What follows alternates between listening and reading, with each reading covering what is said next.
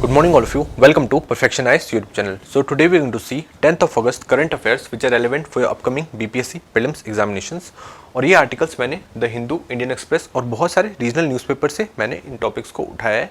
एक एक करके एक बार ओवरऑल देख लेते हैं। इसमें कुछ स्कीम्स है, कुछ बिहार न्यूज़ है, कुछ नेशनल न्यूज़ है और इंटरनेशनल न्यूज़ है और कुछ मिसलेनियस टॉपिक है। तो एक एक करके हम लोग देखना स्टार्ट करेंगे। पहला स्कीम है, स्कीम कौन सा है? Prime minister Awas Yojana. इसके बारे में बस आपको ये जानने की जरूरत है कि क्रेडिट लिंक इंसेंटिव स्कीम है, मतलब कुछ आपको क्रेडिट मिलता है, कुछ सब्सिडी मिलती है। सब्सिडी किस बेसिस पे मिलेगी? आपके सोशियो इकोनॉमिक कंडीशन को देख के मिलेगी। फॉर एग्जांपल, अगर आप EWS के हैं तो आपको अलग सब्सिडी मिलेगी, वो मैं आपको आगे बताऊंगा। अगर आप लो इनकम ग्रुप में तो आपको अलग मिलेगी और अगर आप मिडिल इनकम ग्रुप में तो आपको अलग मिलेगी। तो अभी ये न्यूज़ में क्यों था? ये न्यूज़ में इसलिए था क्योंकि प्राइम मिनिस्टर आवास योजना का एक जो वर्टिकल है जो कि अर्बन वाला है, prime minister Awas Yojana urban 2.0 scheme फिर से लॉन्च होने वाली है, मतलब इसका सेकंड वर्जन आने वाला है। तो प्राइम मिनिस्टर आवास योजना के बारे में एक बार देख लेते हैं। तो ये है क्या? It is a credit link subsidy scheme to provide affordable housing to low and moderate income resident across the country. जो भी गरीब तबके के लोग हैं और थोड़े मॉडरेट लेवल पे उनको एक तरीके का घर देने के लिए ये पूरी स्कीम चलाई गई थी। इसके प्राइमरली दो पार्ट हैं। कौन से? प्राइम मिनिस्टर आवास योजना ग्रामीण और prime minister Awas Yojana urban. ठीक है, अर्बन के बारे में आप ये जान लो कि ये पहले लॉन्च हुआ, ये आपको ध्यान रखना है। ये 2015 में लॉन्च हुआ और प्राइम मिनिस्टर आवास योजना ग्रामीण कब लॉन्च हुआ? 2016 में। ठीक है, वो आप इसको कैसे याद रखोगे कि अर्बन वाले मतलब शहर वाले थोड़ा सा आगे हैं किससे? जो ग्रामीण इलाके से हैं। ठीक है, आप इसको इस तरीके से याद रखो। इसके ऊपर जो मिनिस्ट्री है वो कौन सी है? ये है ministry of housing and urban affairs. ठीक है, अर्बन से अर्बन याद रहेगा। और PMAY ग्रामीण की मिनिस्ट्री कौन सी है? ये है मिनिस्ट्री ऑफ रूरल डेवलपमेंट। ठीक है, तो इनकी मिनिस्ट्रीज भी अलग अलग है, ये भी आपको मेन चीज़ें याद रखनी है। ओवरऑल यही चीज़ है प्राइम मिनिस्टर आवास योजना के बारे में, इतनी ही चीज़ें। आगे हम इससे डैशबोर्ड से रिलेटेड कुछ चीज़ें देख लेते हैं, कुछ डेटा देख लेंगे और आगे बढ़ेंगे। ज़्यादा इसमें याद करने की भी जरूरत नहीं है। ठीक है, तो भी 2.0 स्कीम आने वाली है। इसमें यही बताया गया था कि कितने का टारगेट था, 2,95,000 मतलब 2,95,00,000 का टारगेट था। इतने घर बने, इतने नहीं बने। ठीक है, ये ग्रामीण और अर्बन की जो बोर्ड्स हैं वो भी अलग अलग है, डैशबोर्ड भी अलग अलग है, अलग अलग वेबसाइट्स हैं इनकी। ठीक है, नेक्स्ट स्लाइड देखते हैं। बिहार के बारे में देख लेते हैं। बिहार में prime minister Awas Yojana urban की बात कर रहा हूं मैं यहाँ पे 3,14,000 हाउसेस सैंक्शन करे गए थे। उसमें से 3,05,000 की नींव डल चुकी है, पर 1,48,000 अभी बन चुके हैं, कंप्लीटली बन चुके हैं। तो बिहार का डेटा है। आंध्र प्रदेश सबसे ऊपर है, इसमें 21 लाख के आसपास, मतलब 21,37,000 सैंक्शन हो चुके थे। और इस बिहार में कितने? 3,14,000। ये चीज़ आपको ध्यान रखना है। ये उसके कंपोनेंट्स हैं, आगे बढ़ेंगे, वो मेंस के लिए इंपॉर्टेंट है। आगे बढ़ते हैं। बिहार से रिलेटेड न्यूज़ क्या है? बिहार से रिलेटेड बिहार टेम्पल्स रजिस्ट्रेशन। अब बिहार में जितने भी टेम्पल्स हैं, मठ्स हैं और ट्रस्ट है, इन सबको रजिस्ट्रेशन करना मैंडेटरी है, ताकि यह देखा जाएगा कि वो रजिस्टर्ड लैंड पे कि अनरजिस्टर्ड लैंड पे। और अगर रजिस्टर्ड लैंड पे तो यह भी देखा जा सके कहीं इलीगली उनकी जो प्रॉपर्टी है उनको दूसरों को हाथों तो नहीं कर दिया जाता। ठीक है, ये भी एक तरीके का रजिस्ट्रेशन चल रहा है। तो एक बार इसके बारे में देख लेते हैं कि registration of unregistered temples, maths and trust in state. ठीक है, Bihar Hindu religious act 1950 all public temples, monastery, trust and dharamshala in Bihar should be registered under BSRBT। ठीक है, stringent action against those involve in illegal property transaction. यही main चीज़ है जो मैं आपको बता चुका हूँ। एक बार आप ओवरऑल देख लो। अब आगे बढ़ते हैं। आगे है कि बिहार में कितने ज़्यादा अनरजिस्टर्ड टेम्पल्स है और कितने रजिस्टर्ड टेम्पल्स हैं। तो अनरजिस्टर्ड टेम्पल्स है वो 4,000 एकड़ से ज़्यादा लैंड पे है, और जो रजिस्टर्ड टेम्पल है वो 18,000 एकड़ की लैंड पे है। अभी नीचे कुछ डिस्ट्रिक्ट्स हैं जो जहाँ पे सबसे ज़्यादा अनरजिस्टर्ड टेम्पल्स है। फॉर एग्जांपल वैशाली में, कैमूर में, भभुआ, वेस्ट चंपारण में, भागलपुर में। तो एक तरीके से आप ट्रेंड याद रखो, ट्रेंड नहीं मतलब ये स्टार्टिंग के 3-4 याद कर लो कि वैशाली में सबसे ज़्यादा अनरजिस्टर्ड टेम्पल है, उसके बाद कैमूर में, फिर भभुआ में और फिर वेस्ट चंपारण में। और सबसे ज़्यादा लैंड ओनरशिप में, मतलब सबसे ज़्यादा जमीन जो कि अनरजिस्टर्ड जमीन पे बनाई गई है वो है कैमूर, भभुआ में और खगड़िया, बांका में। ठीक है, ये चीज़ आपको ध्यान रखना है।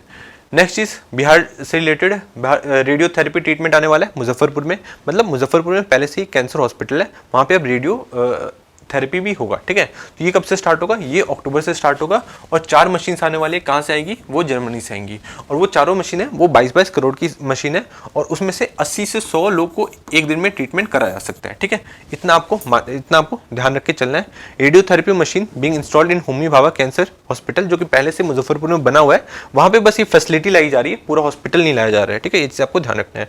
At present cancer patient are being provided with services of examination, surgery and chemotherapy. अब कीमोथेरेपी होती है, सर्जरी ये सब होती है, पर अब वहाँ पे रेडियोथेरेपी भी होगी। Children's cancer is also being treated, यही सारी इसमें मेन बात करी गई। टोटल 4 मशीन आने वाली है 3 स्टेजेस में। एक स्टेज अभी पूरा हो चुका है, अभी एक ही मशीन आई है, उसको इंस्टॉल नहीं करा गया, अक्टूबर तक काम स्टार्ट हो जाएगा। ईच मशीन विल ट्रीट 80 से 100 patients per day. Next slide पे आगे बढ़ते हैं। नेक्स्ट नेशनल न्यूज़ देखते हैं। नेशनल न्यूज़ है हाथी ऐप से रिलेटेड। तो ये कहाँ पे लॉन्च हुआ है? ये आसाम में लॉन्च हुआ है। और इसे किसने बनाया है? इसे एक ऑर्गेनाइजेशन ने बनाया है। ऑर्गेनाइजेशन का नाम है आर्यानक, ठीक है। तो ये नाम आपको ध्यान रखना है, आर्यानक नाम की ऑर्गेनाइजेशन ने हाथी ऐप बनाया है। ये किस लिए बनाया है? क्योंकि ह्यूमन और एनिमल्स का, ह्यूमन और एलिफेंट का कॉन्फ्लिक्ट बहुत ज़्यादा बढ़ गया था।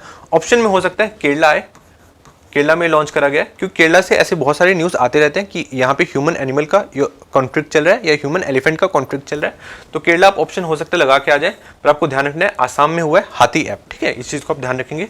नेक्स्ट स्लाइड देखते हैं। नेक्स्ट स्लाइड किससे रिलेटेड है? एक कमेटी बिठाई गई है, committee to oversee situation in Bangladesh. Bangladesh की सिचुएशन जो मतलब कू होने के बाद वहाँ के माइनॉरिटी पे काफ़ी ज़्यादा अत्याचार हो रहा है, तो उससे रिलेटेड एक कमेटी बनाई गई है ताकि उस पर नजर रखी जा सके। उस कमेटी को हेड कौन करेंगे? उस कमेटी को हेड करेंगे रवि गांधी। कौन करेंगे? रवि गांधी, जो कि एडीजी हैं बीएसएफ में ईस्टर्न कमांड के, ठीक है। आपको ध्यान रखना है, रवि गांधी एडीजी हैं बीएसएफ के ईस्टर्न कमांड पे। नेक्स्ट स्लाइड देखते हैं। हर घर तिरंगा मूवमेंट हम लोग फिर से लॉन्च करने वाले हैं। इस बार भी हम लोग ने टारगेट रखा है कि 22 से 25 करोड़ लोगों के घर पे तिरंगा झंडा फहराना चाहिए, ठीक है। ये हम पहले भी कर चुके हैं। हमने 2021 में आज़ादी का अमृत महोत्सव बनाया, उसके बाद हम लोगों ने ये करना स्टार्ट करा था। तो इस बार फिर से कॉल दिया हमारे प्रधानमंत्री, यशस्वी प्रधानमंत्री मोदी जी ने, कि हम लोग फिर से ये मूवमेंट स्टार्ट करने वाले हैं ताकि एक तरीके का पैट्रियोटिज्म बढ़ाया जा सके इंडियंस के अंदर। नेक्स्ट स्लाइड पे चलेंगे अब हम। नेक्स्ट आर्टिकल है साइबर ट्रैफिकिंग से रिलेटेड। साइबर ट्रैफिकिंग क्या है? मतलब किसी भी पर्सन को जॉब देने के बहाने दूसरी कंट्रीज में ले जाया जाता है, फिर वहाँ पे उसे ज़बरदस्ती वहाँ से साइबर फ्रॉड कराया जाता है। पर्टिकुलरली ये इंडिया के इंजीनियर्स के साथ हो रहा है। वहाँ उन्हें साउथ ईस्ट एशिया में काम के बहाने ले जाया जा रहा है, म्यांमार में, लाओस में और कंबोडिया में। यहाँ पे इन कंट्रीज में ले जाया जा रहा है, फिर उन्हें एक इलीगल जगह पे जबरदस्ती पकड़ के ले जाया जाता है और उनसे 18 से 20 घंटे इस तरीके से काम कराया जाता है और इंडियंस के साथ ही साइबर फ्रॉड कराया जाता है। मतलब इंडियंस से ही इंडियंस के साथ साइबर फ्रॉड कराया जा रहा है। यही पूरा एक साइबर ट्रैफिकिंग का पूरा जाल बन गया है। तो इसी पे अभी क्रैकडाउन चल रहा है और इंडिया की गवर्नमेंट है वो उनसे बात कर रही है। अभी लॉस के जो प्राइम मिनिस्टर थे उनके साथ भी बात हुई थी इससे रिलेटेड। आगे बढ़ते हैं। आगे नेक्स्ट न्यूज़ है फॉरेस्ट रिजर्व से रिलेटेड न्यूज़ है। न्यूज़ क्या है? India forest reserve jump by $7.53 billion to hit fresh record high at $675 billion 2024, ठीक है। अभी इंडिया का जो फॉरेक्स रिजर्व है वो कितना हो चुका है? वो हो चुका है $675 बिलियन, ठीक है। तो ये फॉरेक्स रिजर्व है क्या? तो फॉरेक्स रिजर्व है कि जैसे हम किसी भी कंट्री के साथ लेन देन करते हैं तो हम इंडिया की करेंसी में नहीं कर सकते या हम दूसरी करेंसी में नहीं कर सकते। मतलब अगर हम सऊदी अरेबिया के साथ करते हैं और अगर हम सऊदी अरेबिया की करेंसी यूज़ करेंगे तो इंडिया की मार्केट में तो चलेगा ही नहीं, या इंडिया की करेंसी जो रुपी है वो सऊदी अरेबिया में तो चलेगा ही नहीं। तो एक कॉमन करेंसी रखी जाती है जो कि हर जगह चल सके। वो करेंसी कौन सी होती है? जो कि काफ़ी ज़्यादा मजबूत होती है, जैसे कि यूएस डॉलर्स हो गया, या यूरोप का यूरो हो गया, ठीक है। वैसे ही जापान का येन हो गया। तो ये जो करेंसी होती है काफ़ी मजबूत होती है, तो इसलिए उन करेंसीज को रखा जाता है, नहीं तो गोल्ड को रखा जाता है। तो इस टाइप की कुछ करेंसीज को या गोल्ड को रखा जाता है ताकि जो हर जगह चल सके। तो यही होता है, क्या होता है? Forex reserve. तो इंडिया के फॉरेक्स रिजर्व में भी क्या क्या है? एक तो फॉरेन करेंसी एसेट्स है, सेकंड नंबर पे गोल्ड है। सबसे ज़्यादा क्या है? फॉरेन करेंसी एसेट्स, ठीक है, ये आपको ध्यान रखना है। और सेकंड नंबर पे है गोल्ड। गोल्ड रखते हैं हम लोग। गोल्ड कितना है हमारे पास? 50-60 बिलियन डॉलर्स के आसपास है, वो मैं आपको आगे बताऊंगा। फॉरेन करेंसी कितना है हमारे पास? अराउंड 592 बिलियन डॉलर्स के आसपास है, ठीक है। एसडीआर है। एसडीआर क्या होता है? ये आईएमएफ का होता है, इसे कहते हैं स्पेशल ड्राइंग राइट्स। ये खुद में करेंसी नहीं है। क्वेश्चन आ सकते हैं ये करेंसी है क्या? तो नहीं, करेंसी नहीं है। यह बस एक टोकन टाइप का समझ लो कि इस टोकन को यूज करके आप और जो दूसरी करेंसीज है वो आप मार्केट से, मतलब आईएमएफ से ले सकते हो और अपने इकोनॉमी के लिए आप उसको यूज कर सकते हो। और आरटीपी क्या है? यह है रिजर्व टैंक पोजीशन। ये क्या है? Reserve tank position. ये हर एक कंट्री के कोटा के हिसाब से जितना उसने कंट्रीब्यूट किया उस कोटा के हिसाब से उसको मिलता है। तो आरटीपी क्या है? ये भी आईएमएफ में होता है। और एसडीआर क्या होता है? ये भी आईएमएफ में है, ठीक है। अब नेक्स्ट आगे बढ़ते हैं हम लोग इसको देखते हुए। तो अभी जो इसका जो हम लोग का फॉरेक्स रिजर्व है वो बढ़ के $675 बिलियन पहुंच चुका है। नेक्स्ट चीज है, नेक्स्ट देखते हैं CS शेट्टी को SBI का चेयरमैन बना दिया गया है, ठीक है। तो आप इसको ध्यान रखेंगे। CS शेट्टी कौन है? ये अब SBI के चेयरमैन बन चुके हैं। और इनको अपॉइंट कौन करा है? इनको अपॉइंट किसने किया है? अपॉइंटमेंट्स कमेटी ऑफ कैबिनेट ने, ठीक है। इसको हेड कौन करता है? इसको हेड करते हैं हमारे प्राइम मिनिस्टर। इसके चेयरमैन कौन है? वो है प्राइम मिनिस्टर, ठीक है। ये सिलेक्शन कमेटी नहीं है, ये सिर्फ अपॉइंट करती है, appointments committee of the cabinet, ठीक है। इनका सिलेक्ट कौन करता है? इनको सिलेक्ट करता है फाइनेंशियल सर्विस इंस्टीट्यूशन बोर्ड।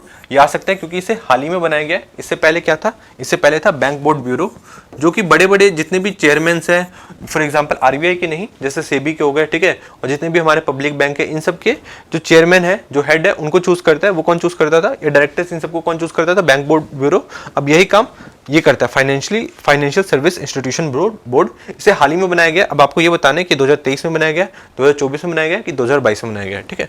आगे बढ़ते हैं हम लोग। नेक्स्ट आर्टिकल है डिकिन एंड वुलांगडोंग यूनिवर्सिटी के ऊपर, ठीक है।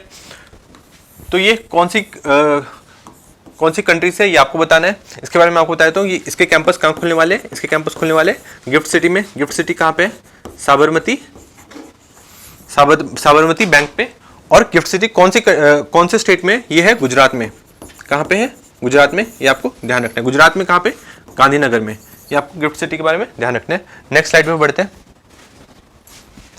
नेक्स्ट स्लाइड है न्यू पीकॉक सेंचुरी किसको डिक्लेयर कर दिया? कर्नाटक के आदि चुंचा नगरी को न्यू पीकॉक सेंचुरी डिक्लेयर कर दिया, और केरला के चुलनुआर को न्यू पीकॉक सेंचुरी डिक्लेयर कर दिया। ये आपको ध्यान रखना है। नेक्स्ट स्लाइड देखते हैं। नेक्स्ट स्लाइड कुनिलिल कैलाशनाथन, इनको पुडुचेरी का लेफ्टिनेंट गवर्नर बना दिया गया है, ठीक है। आपको ध्यान रखना है कुनिल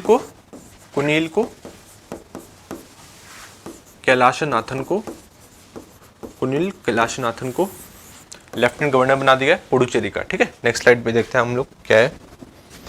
नेक्स्ट स्लाइड है डॉक्टर एस जयशंकर अभी 9 अगस्त को 3 दिन के मालदीव्स के विजिट पे गए। 9 से 12 अगस्त तक ये लोग ये रहेंगे। वहाँ पे इंडिया और मालदीव्स के रिलेशन को बेहतर करने की कोशिश करेंगे। मोहम्मद म्यूजिक कहाँ के प्रेसिडेंट है? वो मालदीव्स के हैं, और वो काफ़ी ज़्यादा एंटी इंडिया हो गए थे बीच में। अभी वो थोड़ा थोड़ा फिर से ठीक होने की कोशिश करें, और बहुत ज़्यादा प्रो चाइना हो गए थे, पर अब इंडिया का दबाव बहुत ज़्यादा बढ़ गया है, तो वापस वो अपने पुराने उसमें आ रहे हैं। मतलब जो मालदीव्स की पुरानी पॉलिसी थी, अब उसको फॉलो करने की कोशिश करेंगे। सेकेंड, अभी हाल ही में इराक में क्या है? इराक में अब 9 ईयर्स की जो बच्ची है उसका भी शादी हो सकता है। मतलब वहाँ का जो मैरिज एक्ट है उसमें 9 गर्ल्स का जो मैरिज का जो एज था उसको 18 ईयर्स से घटा के 9 ईयर्स कर दिया है। 1950 से ही वहाँ पे 18 ईयर्स का उम्र तय करा गया था कि 18 साल के बाद ही शादी हो सकती है। फिर भी वहाँ पे 27% जो लोग थे, जो बच्चियाँ थी, उनकी शादी मतलब 18 साल से पहले ही हो जाती थी। बट अब उसे तो लीगली कर दिया कि 9 साल की बच्ची की ही शादी हो सकती है। तो इसके खिलाफ काफ़ी ज़्यादा प्रोटेस्ट भी चल रहे हैं। नेक्स्ट स्लाइड देखते हैं। नेक्स्ट स्लाइड है डिएगो गार्सिया। इसके बारे में आपको इसकी लोकेशन पता होनी चाहिए। ये साउथ ऑफ मालदीव्स है, ठीक है। ये साउथ ऑफ मालदीव्स है, ये आपको पता होना चाहिए। और ये एक ब्रिटिश की ओवरसीज टेरिटरी है। क्या है? ब्रिटिश की ओवरसीज टेरिटरी, जो भी यूएसए के हाथ में है, क्योंकि यूएसए ने यहाँ पे अपना नेवल बेस, एयर बेस बना रखा है, ठीक है। आगे बढ़ते हैं, पर है ये ब्रिटिश की टेरिटरी, ठीक है। ये मालदीव्स इसको अपना ही पार्ट मानता है, और ये मालदीव्स का एक तरीके से डिस्प्यूटेड एरिया है ब्रिटिश के साथ। नेक्स्ट स्लाइड देखते हैं। Next slide bullet proof jacket के ऊपर है। बुलेट प्रूफ जैकेट से रिलेटेड क्वेश्चन आ भी चुका है, तो भी डीआरडीओ ने सबसे हल्का, सबसे light weight bullet proof jacket बनाया है। किसने बनाया? डीआरडीओ ने। Lightest weight bullet proof jacket in country, ठीक है। प्रोटेक्ट्स फ्रॉम लेवल 6 थ्रेट, ठीक है। बहुत सारे थ्रेट के अलग अलग लेवल्स होते हैं, तो ये लेवल 6 थ्रेट से प्रोटेक्ट करता है। इससे रिलेटेड एक क्वेश्चन आया था, उसको देख लेते हैं। मतलब उस क्वेश्चन में क्या था? उसमें पूछा गया था कि जो मटेरियल का यूज कराया जाता है उस मटेरियल का क्या नाम है? वो मटेरियल कौन सा है? उस मटेरियल का नाम है केवलर, ठीक है। ये आपको पता होना चाहिए। केवलर किससे रिलेटेड है? ये रिलेटेड है बुलेट प्रूफ जैकेट से, ठीक है। तो इसी के साथ मैं आज की वीडियो को आज समअप करना चाहूँगा, और मैं ये मान के चल रहा हूँ कि वीडियो देखने के बाद आपका जो कॉन्फिडेंस है वो काफ़ी ज़्यादा बढ़ गया होगा, और आपका जो नॉलेज है वो भी काफ़ी ज़्यादा बढ़ गया होगा, और ये वीडियो से आपको जो क्वेश्चंस है उनको सॉल्व करने में मदद मिलेगी। Thank you so much.